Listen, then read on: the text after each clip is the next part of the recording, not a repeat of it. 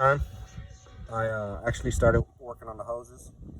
I bought a couple of fittings, and I'm actually making them right now.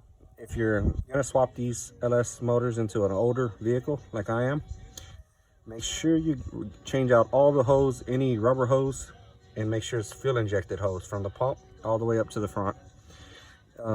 Has to be at least fuel injection hose. If you can get that, I believe it's Earl. It's like a blue hose, super. I don't remember super. I don't remember off the top of my head. But anyways, just type in blue fuel injection hose, and you should be able to find it. Earl makes it.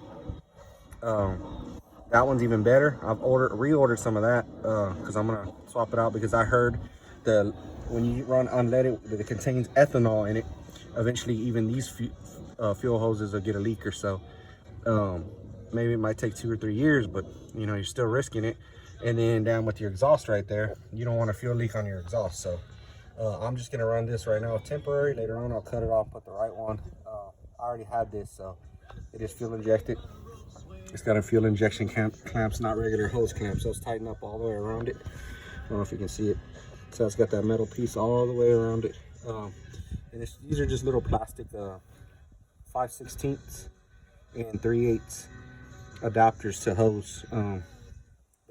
Dorman makes them. They're still quick release. I like these a little better than the original LS ones just because you can squeeze these two tabs right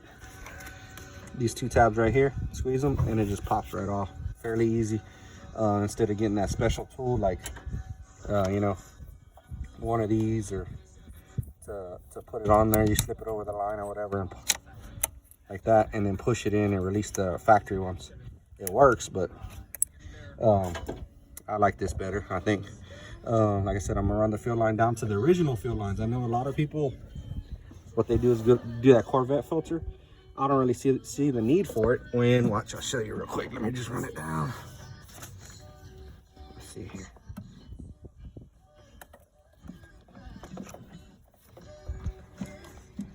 Come on, get down in there. And this is plenty. I got 6 feet, so it should be plenty enough. And I'm gonna redo the fuel lines back here too. Let me show you.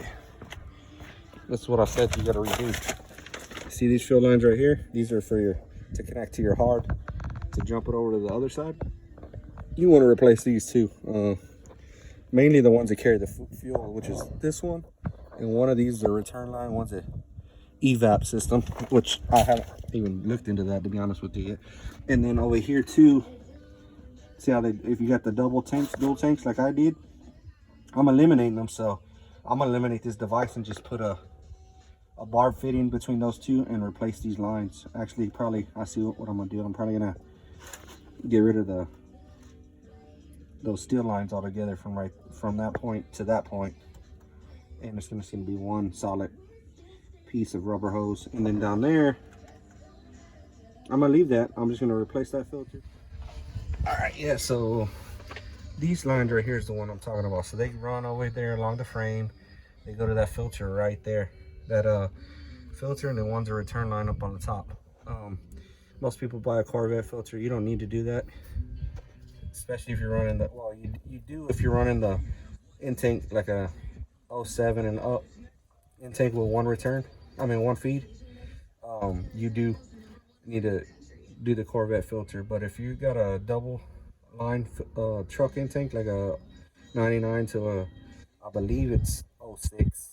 I know 99, I got a 03 intake, and it's got both. And what I'm gonna do is run 2 lines. Here's one right here, you can see it right there.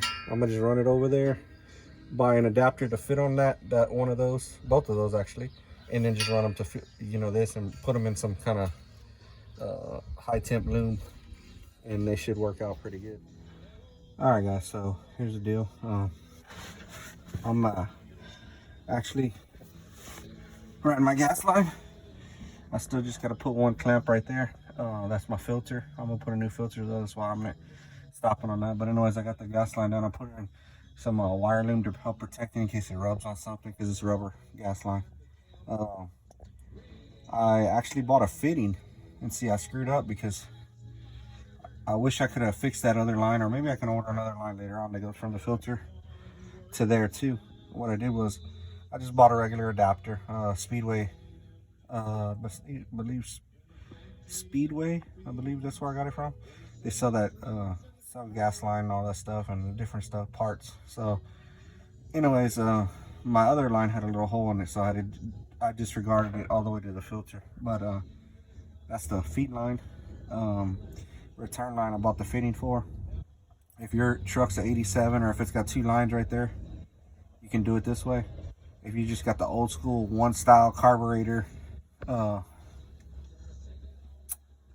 line, you could do this as well, and just attach your hose going up there. I'll put them in lube. Like I said, I left a little slack to get around the motor. Transmission, it's going to be laying on top of the transmission and away from the exhaust.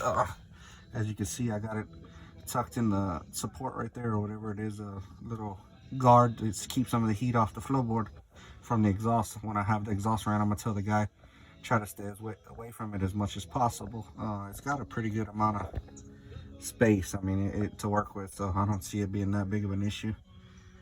It's protected all the way to the top, and I'll show you how that went too as well. So up here,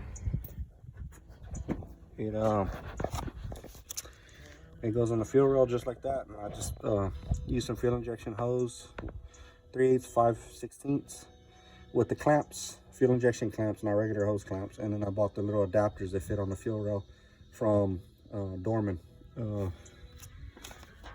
One of them is the 3/8. Here it is, and that's the part number for it, for the fuel rail, in case you want it. You can get them on eBay, Amazon, all that places. And I'll see if I can, let me see if I got the, yeah, here's the other one, 5/16.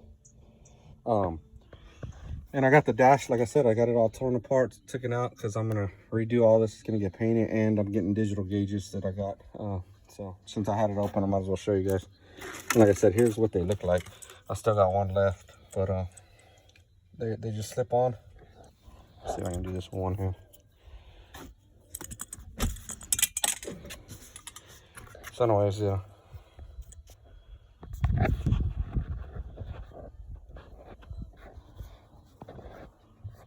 These, you squeeze them and they pop out right there. You put this on your fuel line first. This piece on your fuel line first, slide it on there like this. Not like, you know, you wouldn't put it like this, you'd put it like this. And then when you slide this in there, it actually clips in right there. And then those little two clips right there, the same clips hold the plastic piece on, hold it on the fuel rail as well. So should be good. They're Dorman fuel replacements. For that, I'm gonna put them on the tank as well when I get back here. I'm still waiting on my tank. Well, actually, I got my tank in yesterday, but the fuel pump, I ordered it, and I'm still waiting for it to come in. So I'm gonna mess with the harness a little more today, and I bought a bunch of lube to, in case I need it. I'm not gonna need that much, but yeah. So basically, the fuel pump is what's holding me up, and that, it's not the actual pump. I got the pump. It's a 255 pump that I'm gonna put on the actual assembly hanger for the sending unit. And I gotta figure out all these wires. I'm not cutting nothing until I get it running. And then also I gotta find my wires for my oil temperature, and what else? Fuel doesn't really, well, fuel I gotta find too, but I gotta find those wires. That way when I put the digital dash in, I gotta connect those. So, and the rest is getting all nipped out and tucked away, make it look nice. And then I'm gonna make, like I said, just gotta figure out this one wire today. That's what I'm gonna do right now. Put the battery in here and figure it all out. I'll keep you in touch later.